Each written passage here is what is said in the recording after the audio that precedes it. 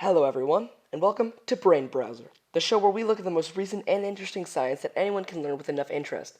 Today, we will be talking about gravitational waves, and I have to say, they're pretty interesting. But without further ado, Brain Browser presents Gravitational Waves. These bad boys are waves, as one might think, that ripple in the fabric of space-time itself, emanating away from their origins at the speed of light. They come from anything that moves. You, me, a Nepalese tortoise, anything. The strongest come from cataclysmic events such as two black holes colliding, a supernova, and even the remnants of the gravitational radiation of the Big Bang itself. These waves carry information about their origins, something that in extreme circumstances can only be obtained via these waves. They were first predicted by Albert Einstein in 1915 with his general theory of relativity, among other things. There were instances of proof that suggested their existence in the 70s and 80s, but the big piece that proved them happened 100 years after Einstein suggested it on September 14th, 2015. For those who have been living under a rock, the scientific community has been going bananas, thanks to the one, the only, LIGO observatories. With the help of MIT and Caltech, they built two massive buildings in the shape of an L, with the ends in Livingston and Hanford, Louisiana. In between the center and the ends, there are massive 4-kilometer tunnels kept in a near-perfect vacuum, and inside them, they shot a laser that was split into two beams through each of their respective tubes. These beams reflected off a mirror at each end, and they were used to monitor the exact distance between them. They were so precise that if one of the mirrors were to move by 1/10,000th the diameter of a proton, they would detect it.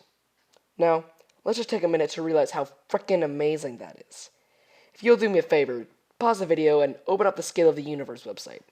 Scroll down to that size and you'll see. Yeah, that's pretty tiny. Anyway, within an hour of getting this behemoth up and running, they detected something. In fact, they detected a big something. What they found were two black holes 1.3 billion light years away colliding. One was 29 times the mass of our sun, and the other was 36. If we just plug the digits on our old calculator here, we'll see. 79, 36 equals... there we go. 65 times the mass of our sun. Except, somehow, it wasn't. These are scientists saying this, not me, but apparently it was 62 times the mass of our sun, not what our handy-dandy calculator suggests.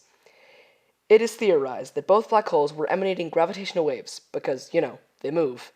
As they got closer, they started emanating more and more, until finally, when they collided, they produced gravitational waves that converted 3 times the mass of our sun into energy in a fraction of a second. This is what we detected, and it all happened 1.3 billion light years away. Now, some of you are probably worried that we're all gonna die and whatnot, but if you've been listening, you would know that they aren't dangerous. Everything emits them. The only way for gravitational waves to really affect us would be if we were right beside their origin, but then the supernova or black hole would be the ones to finish us off. So yeah, that's really it. They haven't harmed us in the past, and they won't now. Yeah. These gravitational waves open up a whole world of opportunity.